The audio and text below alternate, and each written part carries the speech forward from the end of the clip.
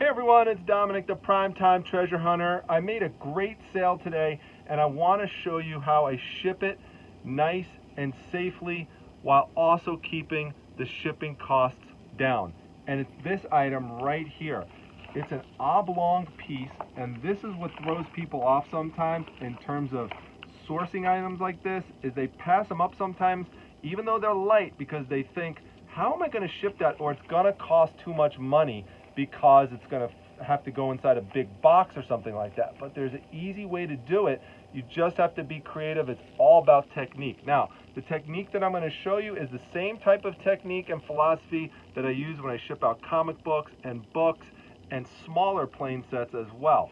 And the technique that I'm going to show you is tried and true and trusted. I've used it many times and it works. It's pretty much ironclad as you could possibly be. I mean, nothing's perfect, but I have not really had any issues with this. So what you're going to do, and by the way, you know, the item here, this is a vintage plane set. It's called Golden Hawk. I had a ton of watchers on it, and I wound up sourcing it for $3 and sold it today for $67.50.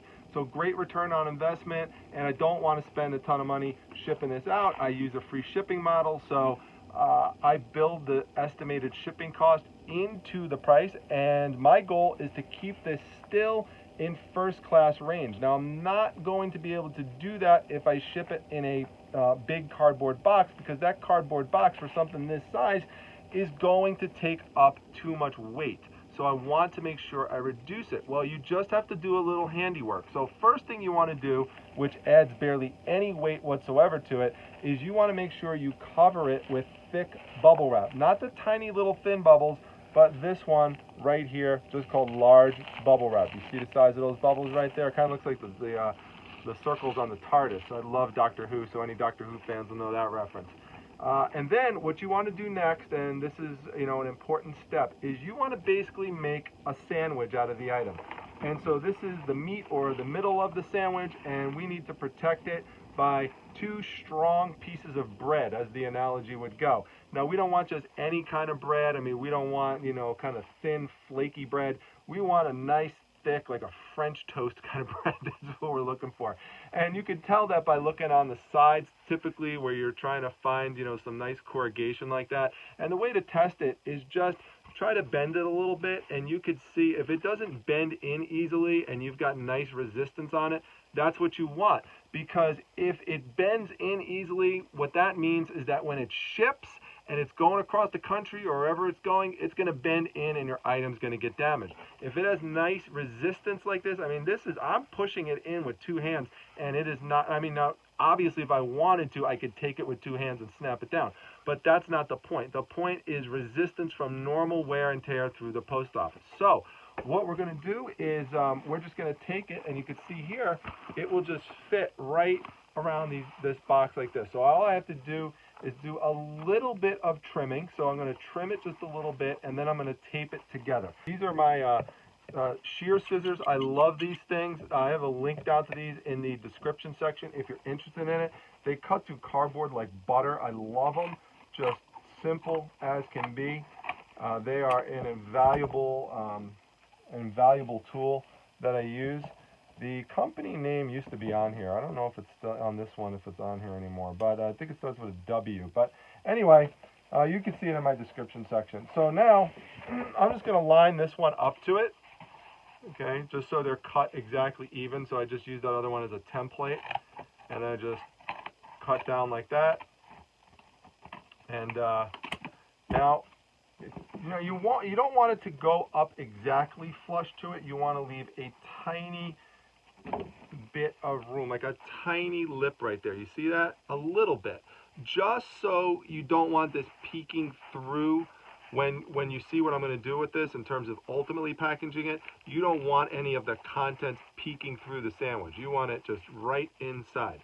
You know, just like you know, make some sandwiches at home where you keep all the contents inside of it. This isn't one where we want stuff hanging out the sides. So now I'm going to take my, stuck to the box cutter. I'm going to take my 3-inch tape gun right here. Highly recommend the 3-inch. Now 2-inch is good too, but the 3-inch will really save you a lot of time. So I highly recommend these. I have them in a link to them in the description section as well. But I'm just going to tape it right from here, right in the middle is going to be my first cut. I'm just going to go down like that, and going to tape it in like that. Then I'm going to go to the other side. I'm just going to do the same thing here. So I've got the middle secured, and that's important because now you could just, you can mess around with it, you can move it around, and you don't have to worry about it falling out. Additional layer of security will be, and this is overlapping like a tiny little bit. That's okay. I'm just going to go like this, just testing it out. Yeah, I'm going to pull it down, and there we go. So we've got that right in the middle, and then we're going to do another one right here. So now we've got that, and we've got that right there. Now I'm going to go right over here and do this side. So I like to get basically 3 pieces per side usually. I mean, it depends how long it is, but at least 3. So we're going to go here. Because this is valuable, I may actually cover by doing, I'll show you in a second what it looks like when you see it up close. You see, we've got one here, we've got one here, and we've got one here. But I'm actually, just to be extra safe, I'm going to cover this side up too. So, I'm going to just get the tape gun, cut right here. We've got that protected. And what this is going to do is it's just going to provide like a little wall, like a little barrier that will protect it if anything bangs up against it when it's shipped. So now you have good resistance along the whole length of the package here, right, like that. Good. And you've got some pretty good resistance here. Now this is where the 2-inch tape gun might come in handy, because you could just get these little corners right here. See, the 3-inch would be too big for it. So I'm just gonna put a little strip right there, put a little strip here. I'm just being extra cautious on this one, again, because it's 6750, and I don't want any issues, I don't want any problems, and this will prevent that from happening. Now, we've got this set, it's taped all the way around, nice and protected. What we have to do now, we can't obviously send it out like this, it needs another layer of protection. But if we put this in a big box, like I said before, now with the cardboard on it, then it would go over a pound, and we don't want that. So what we're going to do is we're going to put this inside a giant polymailer envelope. And this is a 24 by 24. I have it down in the description section. This has saved me, this size bag has saved me so much money. It's unbelievable, because you could do things like this. I'm just going to take it,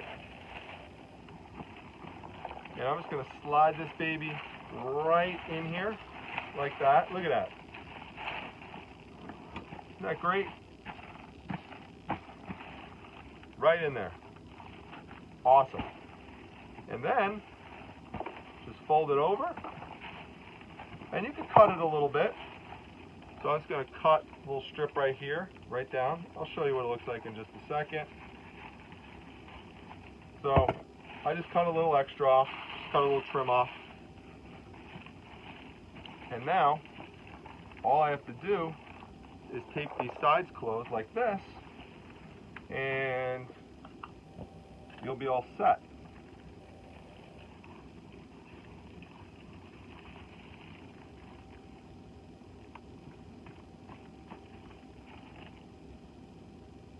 Okay, so this is what the final product looks like. It is now all taped up. Just basically tape along the seams. That's it. No rocket science to it. I do like to tape the edges down, obviously, on the sides. And then I do like to take one piece of tape, just go all the way around the center of it. That just pulls everything together. And now this thing is not going to break. I mean, it is in good shape. It's nice and strong and sturdy. It's essentially like making a custom box for it. And the best part is that now it's going to be just under 1 pound, which means it's going to go to first class. I'll show you on the scale. All right, so we're going to turn on the scale. It's the Ultra Ship 75, highly recommended. It is my second one. One of the first videos I ever did actually is a review of this shipping scale. The first one I purchased over a year ago, I'm still using the same batteries for it, and I ship out a lot of stuff. So highly recommended, very reliable, have never had an issue with the post office. In terms of weight discrepancies, if you're interested, I have a link down in my description section to Amazon. These are all affiliate links that I'm mentioning, so I do get a small commission out of it, but these are all things that I use myself, and so you could trust that I am recommending things that I firmly believe in. So we'll put this right on there, and you can see that we're at 15 ounces, first class, baby. That means we are going to keep that shipping cost down, and this is still going to be a nice profitable sale. And that's pretty much it. So for more tips and tricks, make sure you check out my other videos, and make sure you like, comment, subscribe, come to my Facebook group, my Instagram. All of it's down in the description section. Go check it out, and I'll see you all at the next video, everyone. Take care.